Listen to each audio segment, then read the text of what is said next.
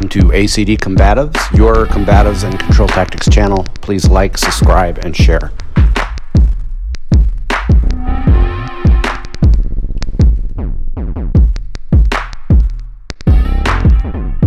Covered this a lot.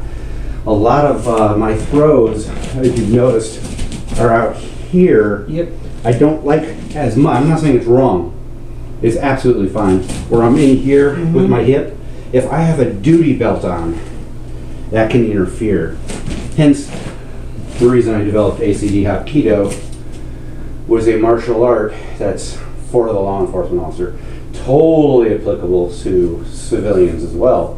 I don't know, maybe like a woman might have a purse across her, and then that might get in the way, where this wouldn't as much. So if you're wondering, I don't know if you even thought about it, but I don't do a lot of hip throws for that reason. I do more leg throws and shoulder type imbalancing, or some would call this a headlock throw or a neck throw.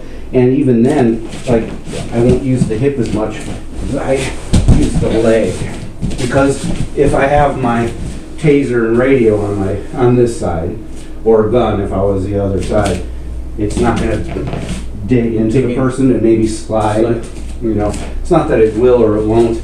I'd rather eliminate the possibility altogether. Okay. It's not to say that I won't practice or even show you hip throws. It's just not a strong part of my system for that reason. The modern law enforcement out there has a lot of crap on their waist. Hence all the chiropractic adjustments I have to get every week. 30 pounds of gear. I have no chance but to hurt my back and neck are always sore. Of course, it doesn't help that I do martial arts. We're going to do a drill to warm you up a little bit. It's a hook punch drill. Hook punch. So it's super slow. I want you to cross, boom, and then hook. And as soon as you hook, I want you to hook and then reassess. Like, I want you to hook and then step to one side or the other. That way my footwork has to adjust. You want to stay in the zone where I can hit you back. Does that make sense? And we can even do this where jab, cross, hook, and then I have to readjust. Okay. There we go.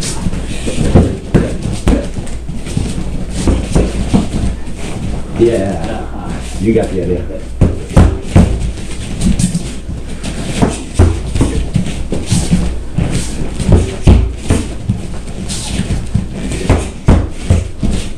Because that's coming. Yes. That right is definitely coming. That's a big answer.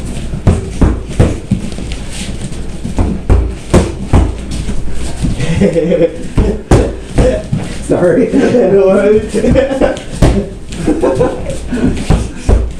Ooh. There we go. Now we'll be understanding that we're not trying to hurt each other. This is more of a targeting practice. I'm going to slide up and kick the inside of your leg, so I'm not going to do it super hard. One thing I don't know if I've emphasized before, and I probably should, when I do my leg kicks, I'm flexing my foot. Boom. And that helps tighten up all the tendons. I have a bad habit of sometimes hitting with the flat of my foot because of my Hapkido background. We do a lot of, type of kicking, but you'll see this in Muay Thai especially, where they'll step out, they're defending, and boom, and then boom. So think about that. Hitting with the flat of the foot's not a problem. I like to also think with this, you can be hitting with the toe of your boot, like if you're wearing boots or something, running shoes and stuff, not so much because they're so flexible. But so I'll slide up, boom, and then you just do to me. It's just a mirror technique. So it's a front leg, right? Yeah. And then eventually I'm going to add something else, and you'll just mirror the exact same technique. Tell me if I'm hitting you. No, Another thing about the flex foot is I can hook with it. I see. Like, you know, I might even just bam, you know, that kind of thing. I play with that a lot when I'm sparring. Plus the low kicks are easier to keep people from trying to grab versus the flippy high kicks. I see.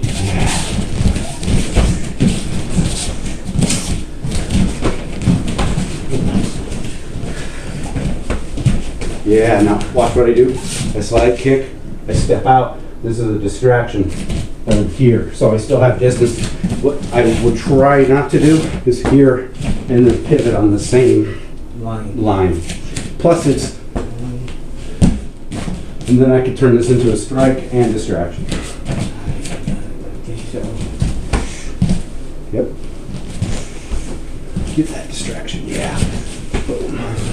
Put it right in my face. So, boom, boom. Yeah, because I have to get around that. I see that in my face. I'm going to instinctively want to block, and I'm not seeing the leg coming. Hypothetically, I'm not seeing the leg coming. You're against a pro kickboxer, and then they know what you're doing. Mm-hmm. But on the street, it's super easy to pull off.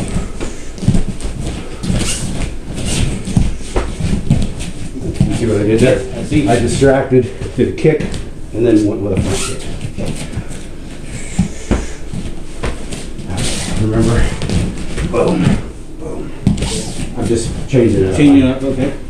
So you want me to do, It's a roundhouse. you want me to do everything you do, right? Yeah, it's okay. exactly. So I'm doing the rear roundhouse kick, doing the same distraction, and then using a front kick. Okay.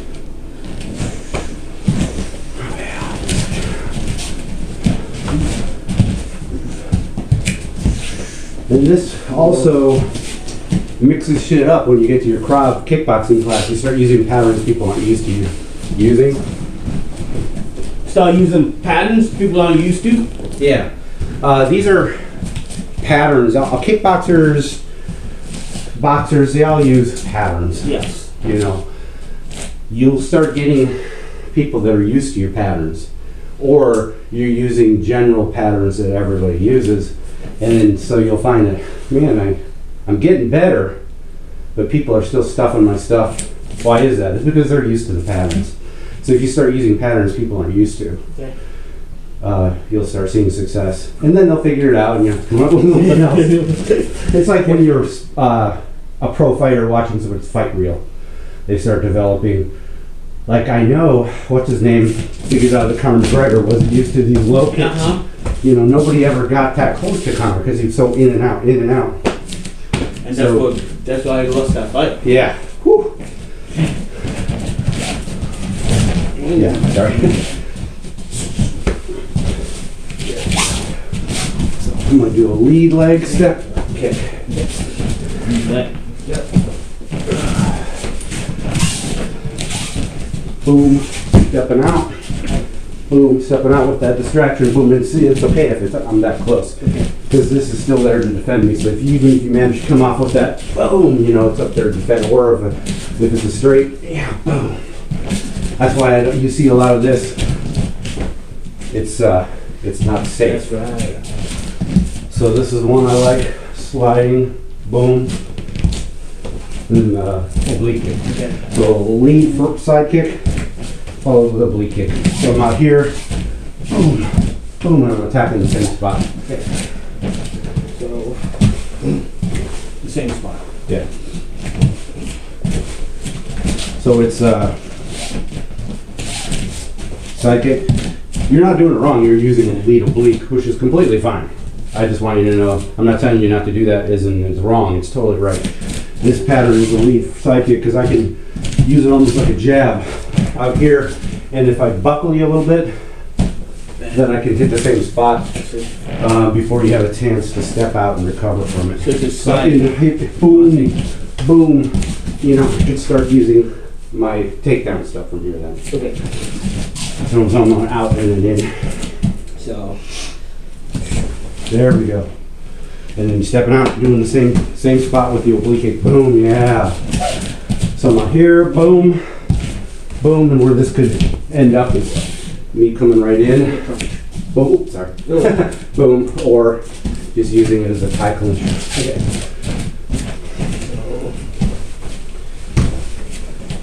Yeah, and I'm a big fan of these type of kicks. Like this is, these are kicks that are not only good for kickboxing, but they're good to incorporate into your grappling game.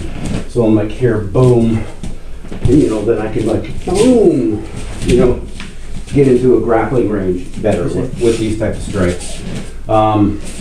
It's not that you can't use these, like if you're kickboxing somebody, especially the front kick, I use that lead leg front kick a lot. That's to keep It's a them feeler. It's basically the jab of kicking. So we'll practice a little bit of that.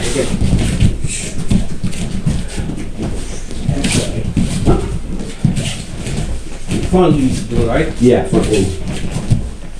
And if you want to use, let's say I want to kick with this leg, but I want it to be the rear, then I just switch. And that will be something that will make people react too. Okay.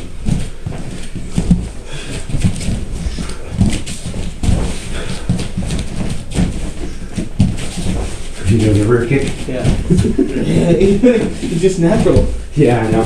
That's why I'm trying to give this, I'm kind of shoving this down your throat because it's a great tool. To pull someone off. Yeah, and I want you to, definitely don't give up the rear kick. I want you to, I'm just adding something to your arsenal. Okay. Let's roll. Hey, let's be careful out.